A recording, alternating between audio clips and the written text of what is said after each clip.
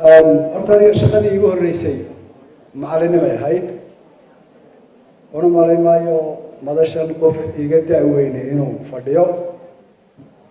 أنت أنا معلن ما سواها إما كان وانا هاي وطبعا اللي برايا مركا وجه الرئيسة مركا هسكا علن كلاقاضو أو دماغو صعب كوتوما وواجب إن صعب كلوتوما maaha sidii dad meelun iska jooga inay noqotaan waa in dareenidin gala xorriyaddeenu haysanana calaamadeedu waa calankeena iyo heesta loo qaado weeyaan badanaaba dadku ama way aamusaan ama midmid dibadaha ka yimid baa shacabka isku dhufta horta taasi waa macallinimadan idin iyo ka soo jeedaa intaasi macallinimada aynu maanta u dabaaldegaynaa waa qof kasta oo adduunyada horta jooga qof waliba macallin siduu ku yahay oo dadka waxuun buu baraadee kulligeen macallin baynu wadanahay laakiin macallinkaynu ka hadlaynaa waxa weeyaan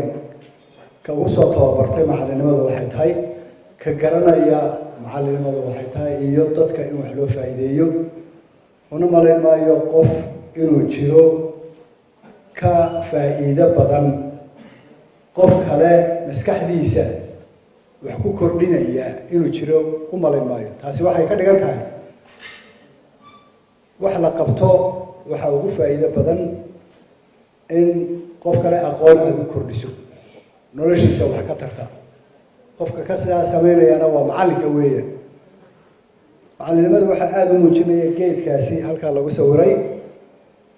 iyo waxaa ka daadanaya aqoonta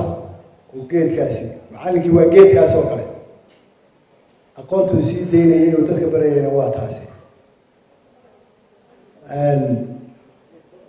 iyada waynu ka dheregsanahay aqoonta iyo macallinimadu halkay kala taagan yihiin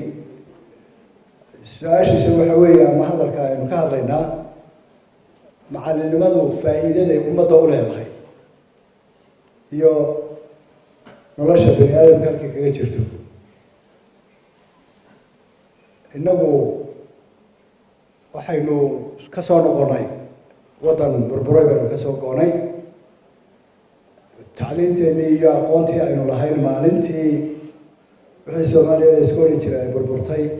tacliintiina way la burburtay halka laga soo qaaday waa ogtihiin aada iyo aad ayaan ugu mahadnaqayaa intii soo waday ee ka soo qayb gashay horumarinta waxbarashada haddii laynu eego adduunyada kalena intaa waxaynu qabsanay waxaa la yidhahdaa wax aada u weyn iyay tahay horeynu u soconnaa intaasoo jaamacadood baa jira intaasoo waa tii la tirinaya statistiska ardaydeena maanta dugsiyada hoose ama kuwa sare ama jaamacadaha dhigata intaa yihiin ilaahay mahadi weeyaan waxaa intaaba soo gaarsiiya waa macallimiinta macallimiintu sidaa awgeed horta hambal yaan idin leeyahay hambalyo intiina hore iyo intiina cusub ee marka macallin noqonaysaba intiina cusub dee macallin ma idin noqoteen oo maxamed barateen haddii macallin aanu wax idin soo barin idinkana waxaa la idinka doonaya laba arrimood ayaa idin hor yaalla mid weeyaane ardayga anshaxa wax ku baraysaan iyo anshaxa aad ku shaqaynayso macallin yahow cusub waa inuu noqdaa mid ay kaa dhaadhacsan tahay in bani aadam aada wax barayso oo aanay ciyaar arrintu ahayn aada arday walba isdul taagto oo ogaato waxa uu qabanayaa sida uu yahay in ardaygaasi liito inuu wanaagsan yahay inuu xun yahay inuu soo quraacday in ilaahay hadduu ku leeyahay dhibaatooyin ay haystaan ilmaha inaad ogaato ayaa loo baahanya aada wax barayso macallinimadu sida in badan halkan laga sheegay dhaqaale ahaan waa laga wanaagsan yahay laakiin waxay kaga wanaagsan tahay baa jira wax walba waxaa tusaale u ah aniga shaqadii ugu horreysay macallinimay ahayd ilaa maantana waa ahay intaa reerna waan yeeshay caruur baan yeeshay marna maan gaajoon laakiin lacag maan dhigan lacag badan meel iima taalo waxaa si aad ii raali geliyey oo noloshayda door weyn ka ciyaaray aan ku qanacsanahay inaan bani aadam wax baro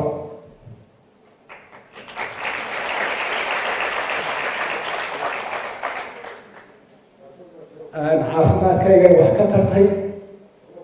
oo malihi sonkor malihi macaan malihi dhiikar malihi kama fekero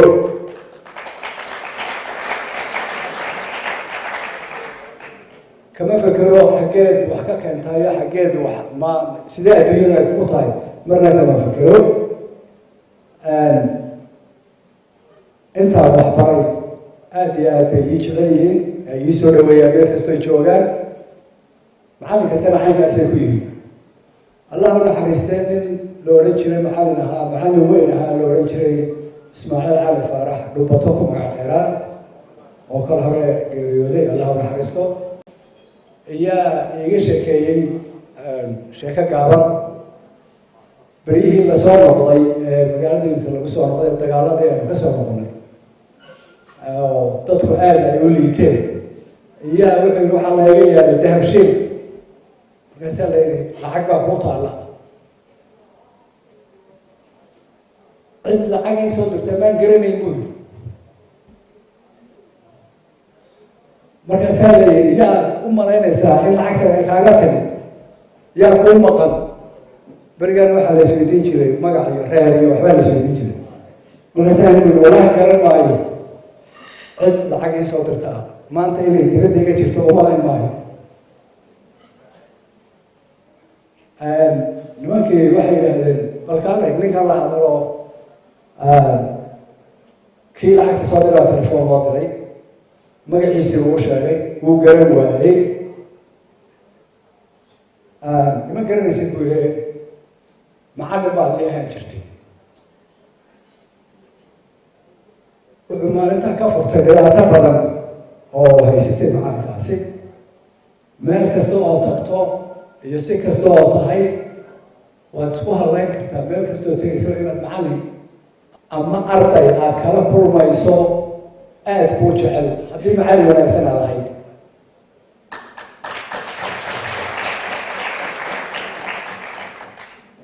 macallimadu qiimahaasay leedahay waxaan se idinku dardaarayaa macallimadu meel walba fadhido waxbaa la bartaa waa la kordhisaa aqoonta in aqoonta aad kordhisataan oo halka ma taagantihiin hore uga sii socotaan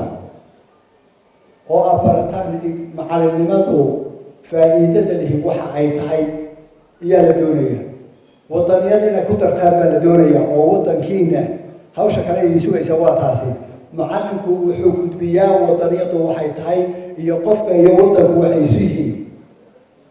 ilmaha inaad uga sheekaysaan baa la doonaya oo aad ka biisaan cudurrada ina haysta ayna aafeeyey ee qabyaalada ugu horeyso kalaaska markaa gashaan inaad uga sheekaysaan wax qaab xumada iyo faa'iida darrada iyo dhibaatada ummaddeena ay ku hayso qabyaaladu umaran maayo iskuulladeena in laga sheekeeyo haddii dhacdana waxyar baa laga sheekeeyaa khusuusan beryahan dambe intii aynu inagu xorta ahayn waxaa aada iyo aada u fara batay qabiilkii iyo qabyaaladii iyo caaqilkii iyo suldaankii iyo way xarigoos waxaasoo dhan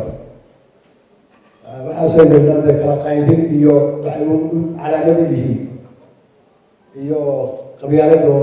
hore u socota dhalinyartiinani sida maanta qabiilkii u taqaanaan annagu maanu aqoonin markaanu koraynay sidaa runta ah anigu maanta da-dana qaarina iskuulaha ayana fasal ahaa iminkaa bartaa qabiilkay ahaayeen iyo waxay ahaayeen iminkaa bartaa maana aqoonin berigaas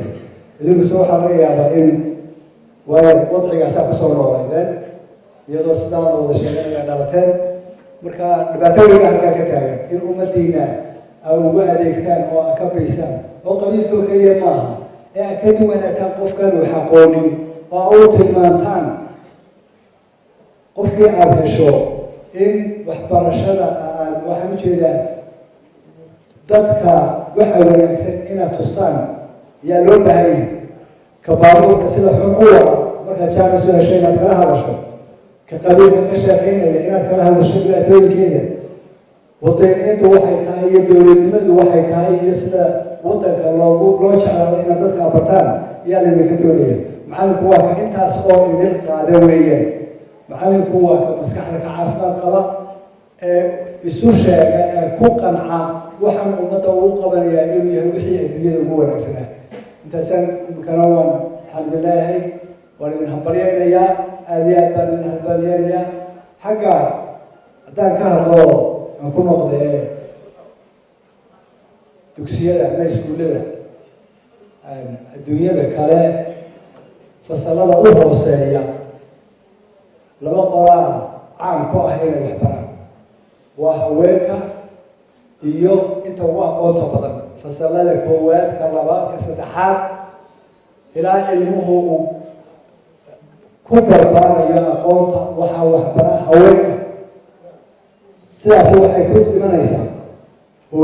haweenku waa hooyooyin carruurta yaryar kow laba saddex ilaa kabigaadanka waxay u baahan yihiin hooyooyin waxay u baahan yihiin idinku baa buuxin kara gabdhaha buuxin kara raggu ma buuxiyaan kaalintaasi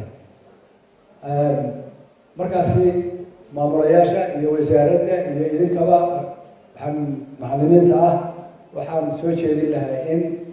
carruurta ku jirta fasalada hoose aad mas-uul ka noqotaan aad bartaan idinkoo naxariis wax ku baraya waxay u baahan yihiin intaasaan idin odhan lahaa hambalyaan leeyahay ilaahay sanadkan sanadkiisa haynoogu gaadhsiiyo farxad iyo nabad caafimaad qabna waxaan u mahadnaqayaa hay-adaha ka soo qayb galay xafladdan wasaaraddana ka taageera waxbarashada dhinac kastoo noqotaba intaasaan kusoo gabagabeynaya wasalaamu calaykum waraxmatullahi wabarakaatu